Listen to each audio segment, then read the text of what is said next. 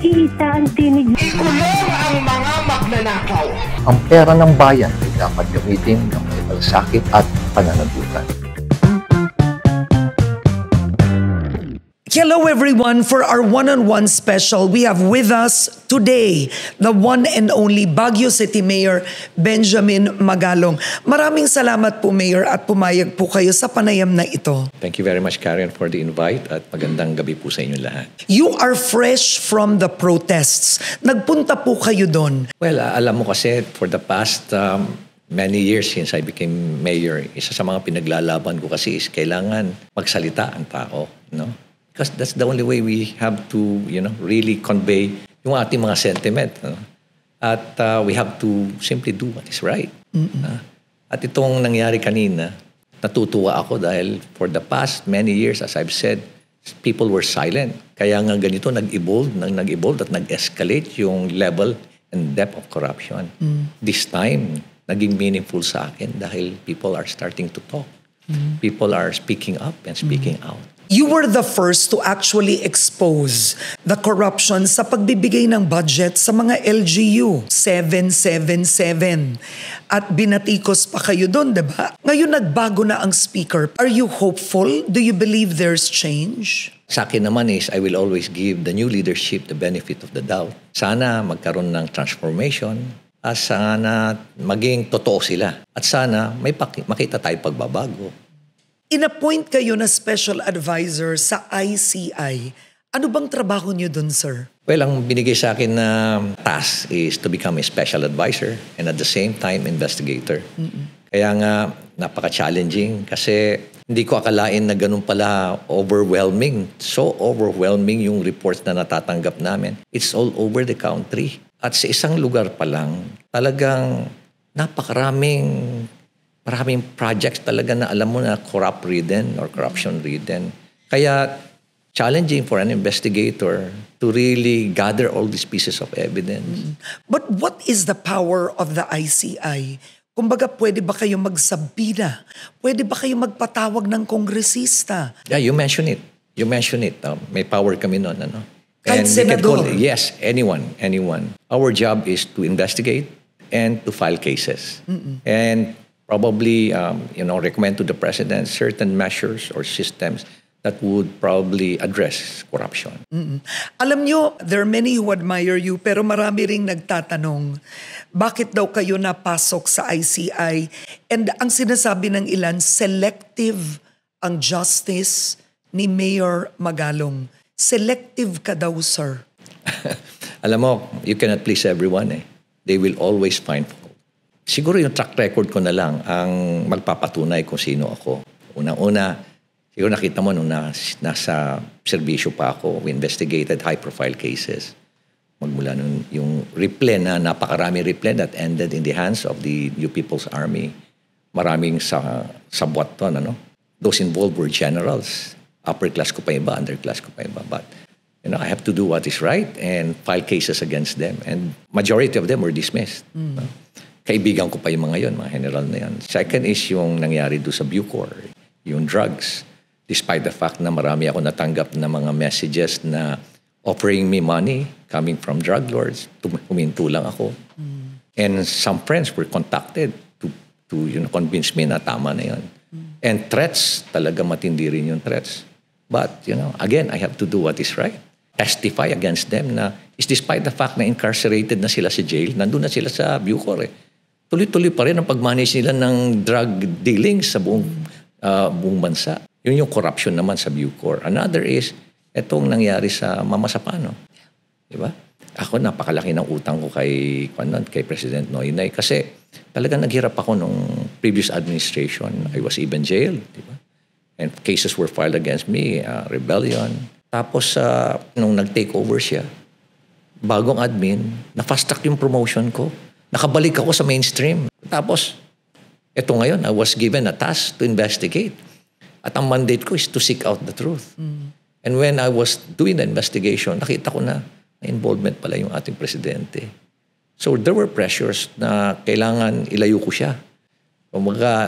Ayusin ko yung report, but I did not. No? Ito yung Mama Sapano. So Mama the public Sapano, knows. sabi nga ni Senator Lacson, anong plano mo, Benji? Sir, bonus na lang ito. Itong promotion, nakulong na nga ako eh. Sir, I have to do what is right. And, tell the truth. Sabi niya, you're doing the right thing. Kasi your career ends when you retire.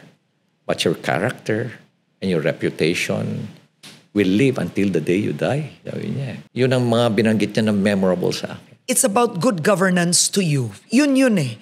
Yun ang character mo. Unang-una, how did you become the Ben Magalong today? Hindi ka papasuhol.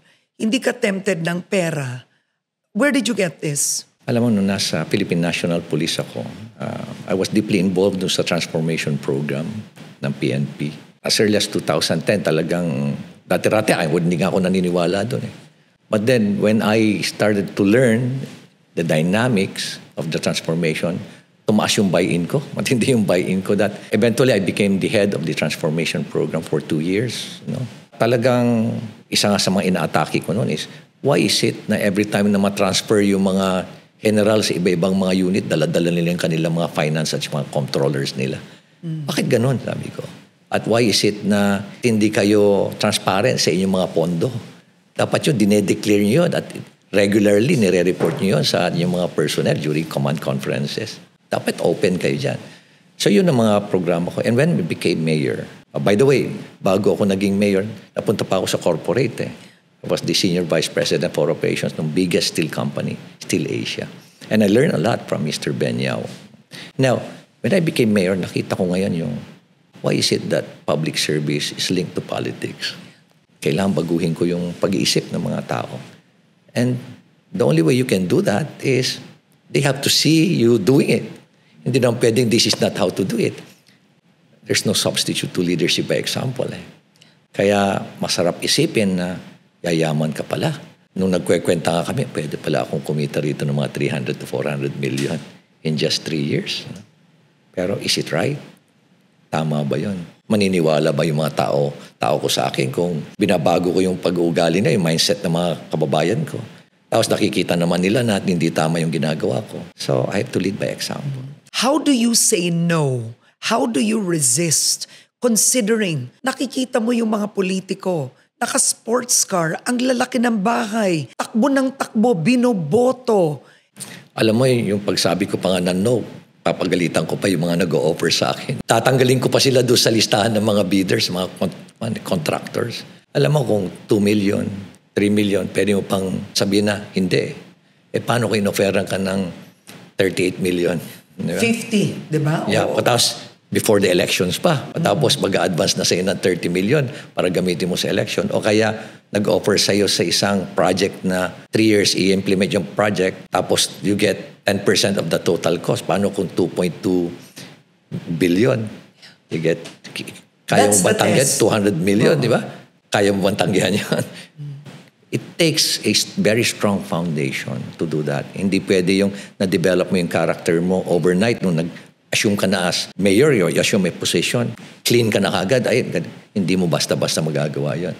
Kailangan during your developmental years, before pa, nung bata ka pa, talagang strengthen na lahat yun. You worked with the late President Aquino and pagkatapos nanindigan ka with Mama Sapano, and you worked also with former President Duterte.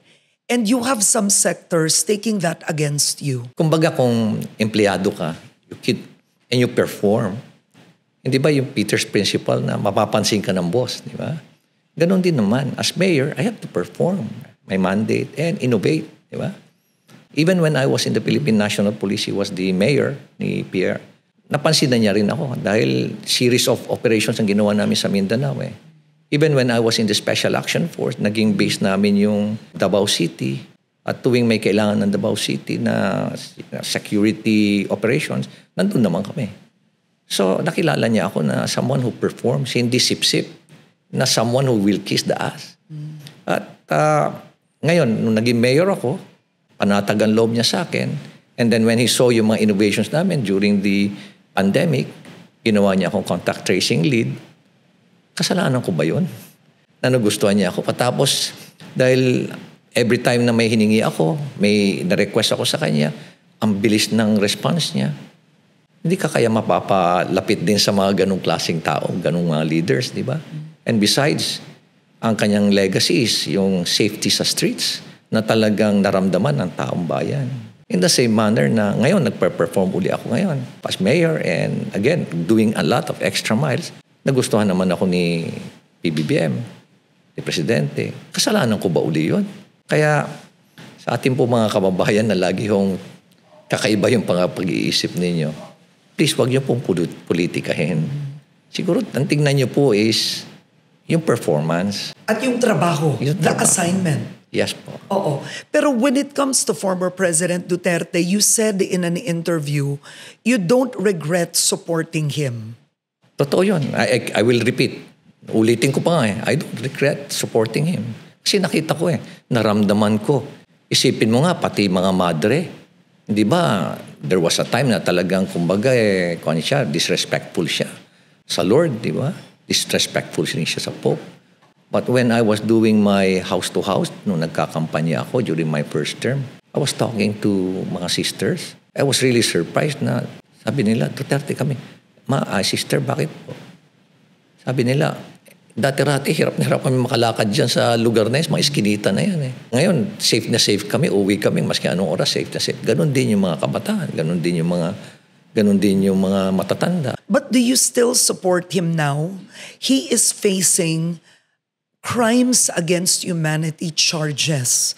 Pagkamatay sa drug war, extrajudicial killings. So, ang tanong ng iba, hindi nagmamatch yun. Na si Mayor Magalong does not speak out against extrajudicial killings. If I support a person, it doesn't really mean that I am aligned with some of his policies. Siyempre, yung extrajudicial, ano naman yun, kontra naman ako doon. I was the oversight of the, yung tokhang. Nakita ko yung mga mali. Even I even caution some of the PNP commanders na mali yung mga pinagagawa nyo. Alam na alam yun ni Senator Bato yun. Nung nagalit ako mismo sa isang command conference, pinagalitan ko sa harapan niya yung mga general. So, ang relationship ko sa kanya is more on a personal note, a personal level. Kaya sana intindihin nila. In the same manner na eto, napapalapit ako dito sa ating president because of his anti-corruption stance. Magagalit na naman mga tao sa akin. Siyempre, yung mga ibang nasa ibang partido na magalit na naman sa akin. Saan ko ilalagay sarili ko? So what happened to us, tayong mga Pilipino? Why do we have morally corrupt leaders? Well, isa nga yan sa mga kinalulungkot ko, Karen. For some reason, many of our fellow Filipinos just simply do not know how to choose the right leaders to lead our country. Maski na pinagsamantalan na sila for the past 3 years, di ba? Or 2.5 years. Pero before the elections, bigla na silang papadala ng ayuda, pera, lahat yan. Nako, ang tingin na nila sa tao, santo na. Santo na. Kumbaga nasisilaw, hindi nila tinitingnan yung track record. Another driver kung bakit ganito nag-escalate itong corruption. People are just so silent. Tinanggap na lang nila, ay kalakaran kasi yan Maski na sinasabi ko na they're not stealing millions. They're stealing billions. No, only few people believe me. Ito na yung nangyayari. Pinapakita ko nga yung numbers na. Sabi na, hindi. Tatakbo ka lang may bala kang tumakbo ng politiko sa national. Why do you always equate it to politics? No? Nakakalungkot isipin. And to think, totoo yun. Yes. It's proven na totoo. But people always link it to politics. Ganun ang pag-iisip. Ito, classic case, Karen, before the election, may mga kausap akong mga prominent businessmen, individuals, and pastors. Grabe pala itong character demolition na nangyari, sabi ko. Lies were propagated. And I spent half of my caucuses explaining the lies. Sabi ko, amazing na gumamit ng taxi driver. Pagsakay ng pasahero, binayaran yung mga taxi driver. Sasabihin ng taxi driver, ay, kurap yung Magalong namin. Kanya yan, kanya yung hotel. Isipin mo, a few months before the election, halos kalahati na ng Baguio pag-aari ko. Oo. Alam mo, sagot nila sa akin, Mayor, dapat masanay ka na. Election Magsi-6 years ka na mayor, hindi ka pa sanay. Sabi ko sa kanila, ganun ba? Ganun ba? Naniniwala naman tayo lahat kay Jesus Christ, Oo naman. So, sabi pala ni Jesus Christ, at turo sa atin, pagdating na ng election, suspend muna natin yung righteousness at ethical leadership. Sige, magsiraan muna kayo. Pagkatapos ng eleksyon, resume uli natin ang righteousness. Yan ba tinuro sa atin ng ating Heso Kristo? Wala na umimik. And I just left. Umalis na lang ako. Now, this is your third term as mayor. What have you discovered in government? Ngayon, ikwento mo the chain of corruption. How does it work? Karen, nasa ICI na ako eh. Pinagbawal na ako magsalita. Without naming names. Okay, sige. Well, it starts with, of course, the insertion. Yeah. Diba? Sabi nga ng isang kakilala kong engineer sa DPWH, Sir, yung pondo were just so huge na it went beyond our absorptive capacity. At sa laki ng perang binigay sa DPWH ng Kongreso, hindi namin alam kung paano namin gagastusin. So, ang nangyari na lang, nakipagsabuatan kami sa kontraktor. Siyempre, nandyan yung mga politikong taga-dikta sa amin, kung anong gagawin, magkano yung mga porsyento nila, yung mga kontraktor na mismo ang gumagawa ng mga program of works, hindi na yung DPWH. Kasi sa laki ng pera, at the same time, meron na rin kami mga porsyento. Alangan naman yung politiko lang may porsyento kasi pag nagkakasuhan, kami yung makakasuhan at yung contractor. Hindi naman sila yung pinakamalaking ang porsyento, hindi sila makakasuhan. Ganun nag-evolve. At nagkaroon ng mga permutations. Iba-ibang scheme. Iba-ibang formula ang ginamit. Pero at the end, sumatotal nun, may porsyento siya, may porsyento ako, may porsyento lahat.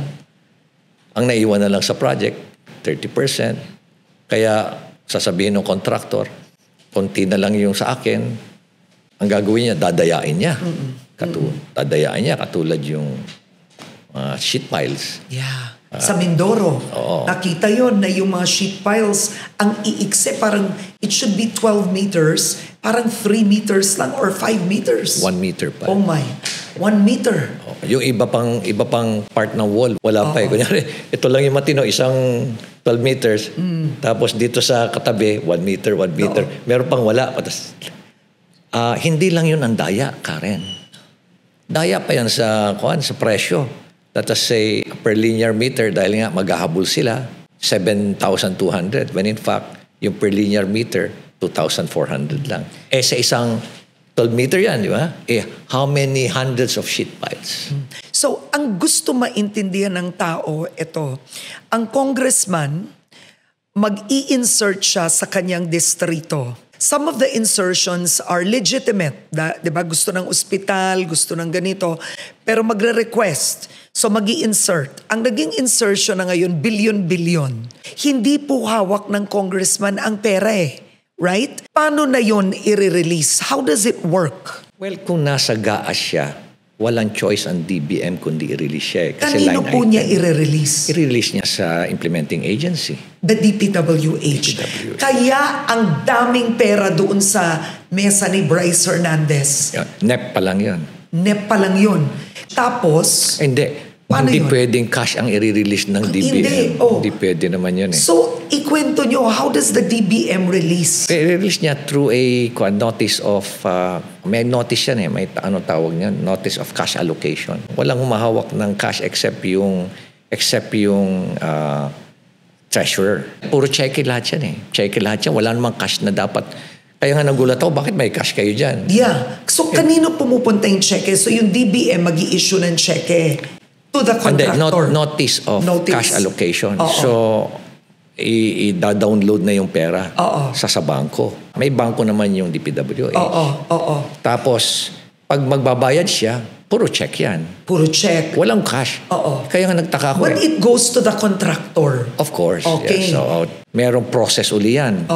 Na hindi ka basta-basta pwedeng kumuha ng pera kung hindi kompletong papeles.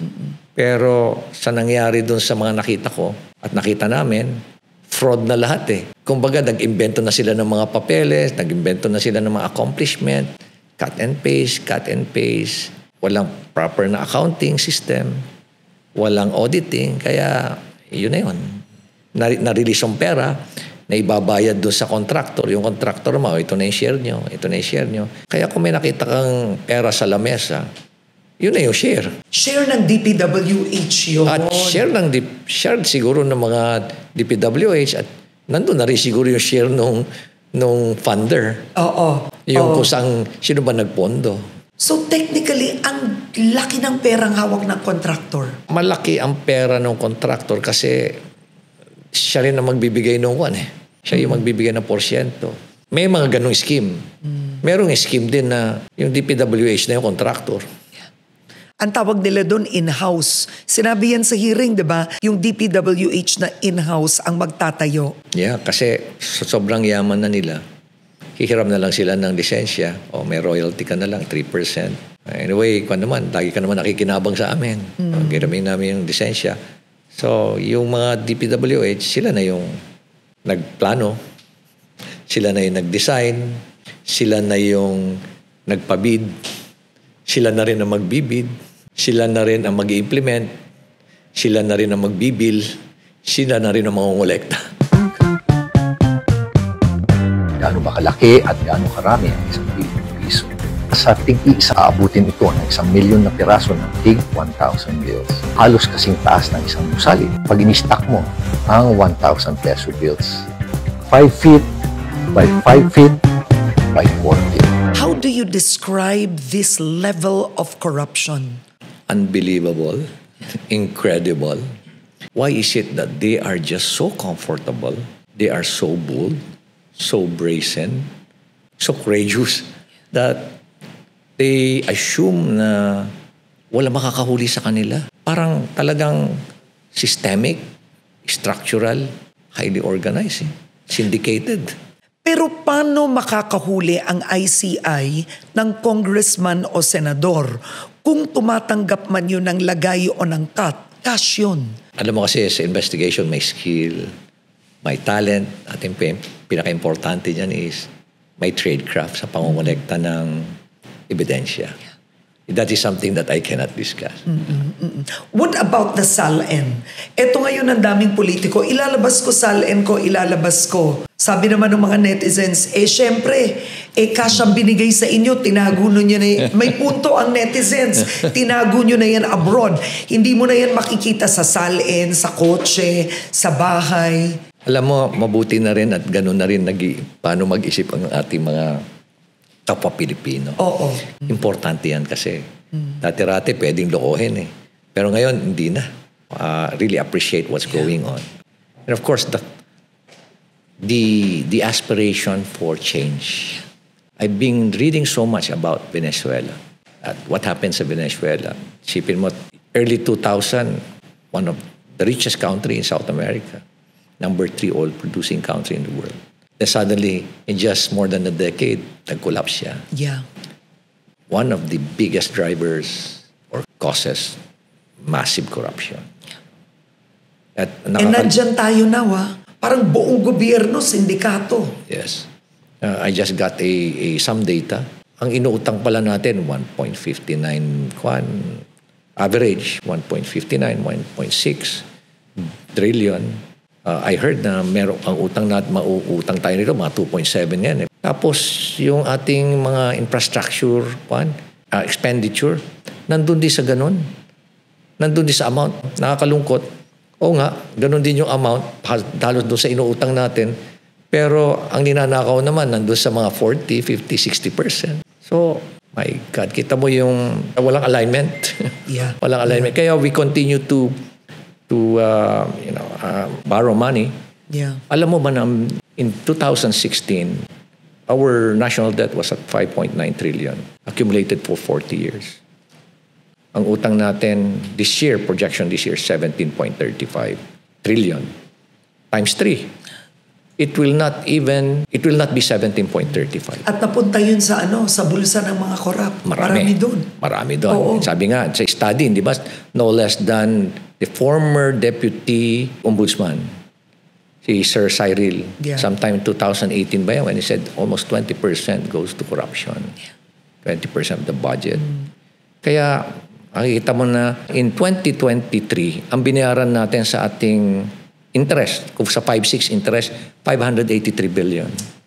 2024, nadagdagan ng 90 billion. Pero yung 24 to 25, amazing yung increase. It's about 170 billion. We allotted 848 billion this year for the payment of the interest. For next year, it will be somewhere around 1 trillion. For us to lower yung principal, in last year, we should have paid 1.241 trillion. Yeah. But if you look at the entire numbers sa budget natin, nowhere can you find the 1.241 because we don't have that. Yeah. We don't have that. May kapangyarihan kayong magpatawag ng tao. Ipapatawag niyo ba si Zaldico? That's not my decision, Karen. I'm not a commissioner. I may suggest, but generally I follow the orders of the commission. I submit myself to the decision of our commission.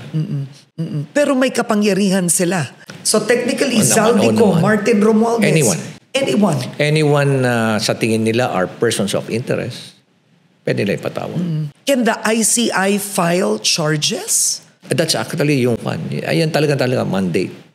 Gather evidence and file charges. Hanggang doon lang. Paano na yung pagiging mayor ng Baguio? Ang dami rin kailangan ng mga tao ron. Very challenging especially it's very time consuming. Yeah. Tapos yung attention ko, may concern din yung constituents ko, nasagutin ko. Ang naman yan is kaalyado ko yung vice mayor. So baka there are times na in 1 week, I'll be out for 3 days or 4 days. He might as well take over as officer in charge. Para naman may authority siya. Meron din kaming deliverables. Ang taas ng expectation ng tao. Ang taas ng pressure. Lalo na sa akin na ako yung nag-investigate ngayon. Yeah. Kaya I'm really building up my team. Yeah. No? Nasa organizational stage pa nga kami, organizational development stage pa eh. Alam mo ba ng tao lang ng commission is 30. Kasama na doon yung mga investigators. Kaya I have to create force multipliers working closely with PNP. Kaya ang ginagawa ko yan, aside from yung pinaprepare namin yung mga documents, minamanage ko yung mga investigators sa field, talking to the PNP, to the CIDG, talking to NBI, talking to different groups who are willing to help us, technical people. So next week, ang dami namin MOA. Pinaprepare ko nga yung mga MOA. Ano yung MOA? MOA kanino? Saan? MOA with the PNP, with NBI, civil engineers, with structural engineers, various crime groups, Crime Watch na grupo, MOA with yung mga ibang mga CSOs, community organizations na willing to provide information. Ang dami. Ang dami. Kaya ngayon, busy rin ako na aside from yung investigation, busy rin ako na nag-craft kami ng MOA. Mabuti na lang, marami rin mga different legal groups. Kaya we're also going to have a MOA with IBP. Willing din silang sumuporta sa amin. Ang dami-daming gustong tumulong. I'm really motivated kasi ang daming naniniwala. You are one of the founding members of Mayors for Good Governance. Yeah. What makes Ben Magalong an expert in good governance suddenly? In 2022, may sinabihan daw kayong dating senador that you knew of the rock netting scam in Baguio na 36 billion. What did you do about it? 46.6 billion. 46. Sa Cordillera pa lang yan. Cordillera pa lang. Oo. Marami pa yan. I think it's hundreds of billions all over the country. And regularly, I've been bringing up that issue. Ni-raise ko yan kay Secretary Bunuan. Ni-raise ko rin yan sa mga iba-ibang mga forum. Nagtataka nga ako bakit despite the fact na may matibay namang ebidensya, ang laging tinatanong sa akin is, bakit hindi ka mag-file ng case? No? Ang iniisip ko kasi is, mayor ako, hindi naman ako investigador, di ba? Ang naisip ko is, kung talagang desidido kayo, The DPWH can file. yes, nagtataka ako, bakit hindi kayo gumagalaw? Pati nga yung COA, talagang frustrated din sila. Pero may connection ba yung mga involved doon sa rock netting scam sa DPWH personnel? Kasabot naman yung mga district engineers nila. Hindi ko alam kung yung mga region, hindi ko alam. So Pero are you more definitely- hopeful with Vince Dizon? Oo. Ako, naniniwala ako kay Vince. You know, if there's anyone who can make things happen, you know, totally reliable now, especially in the filing of cases or getting to the bottom of all of this. Pinakamagandang partner dyan si Vince Dizon. We've known each other since 2005. We were worked closely during the pandemic as members of the NTF. I saw him work. I saw his determination, conviction. Result-oriented. Walang maraming daldal. Walang maraming papeles. Yun ang gusto kong kapareha. Pareho kami ng ugali. Pareho kami ng pag-iisip. Pareho kami ng mindset. Pareho kami ng attitude. Natatakot ka na ba, sir, sa buhay mo? Sa totoo lang? Dati naman na akong takot. Kasi wala ka maraming security. Paano pamilya mo, sir? I fear for my safety, but I fear more for the safety of my family. Di ba pag sumakay ka sa aeroplano, magsasalita yung stewardess. Sabihin niya sa'yo how to wear yung seatbelt at your best. Pag sumasakay yung misis ko doon sa sasakyan ko, sabi ko sa kanya, mami, pag nagkaputukan, dito kayo higa. Ito naman ang ipapatong ko sa'yo, itong ballistic bag ko. Yun ang ipapatong ko sa'yo. Huwag ka nang gumalaw dyan. Siyempre, yung wife ko, kinakabahan siya.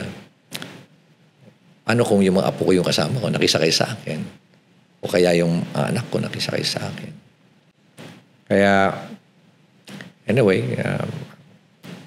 tulad nung nangyari sa akin in the past during high-profile investigation, yung involvement ng former na chief PNP, di ba, ang dami ko rin natanggap na threat.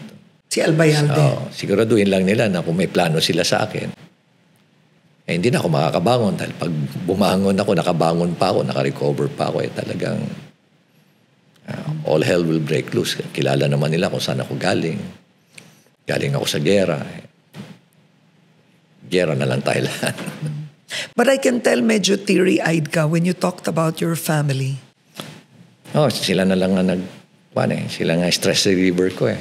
Tinanong nga ako one time, sir, how do you cope up with stress? I play with my grandkids, which I seldom see because of my job. Nandiyan na nga yung grandkid ko, nagbakasyon sa Baguio. Halos hindi ko pa makita. Maliliit pa yung mga yan.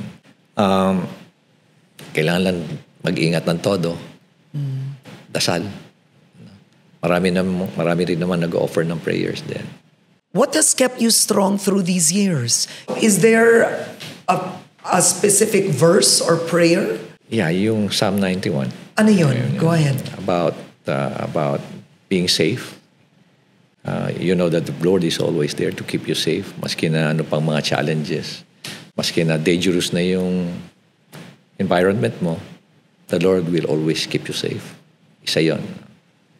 Meron din ako yung Holy Cross of Jesus na regularly ko talagang dinadasal ko yun. Meron din akong anting-anting na feeling ko naman it kept me safe. Pero this is something religious na item. Maski na putol-putol na yun, tinan mo yung tali. Tapos syempre, my family. Keep me going. My mother, 96 years old, she's based in the US. Mayor, last words, ano ang panawagan mo sa kabataan, sa publiko? We are where we are, pero natututo ba tayo? Sa atin, pag may nakukulong na, papardon. Wala tayong tunay na politikong nakukulong at nananatiling nakakulong. How can we change? Anong panawagan niyo? Well, I keep on saying this, Karen, sa ating mga kababayan. Alam niyo, wala pong short-term solution to. Ang solusyon po na to, pang matagalan. At uumpisan po natin sa mga kabataan.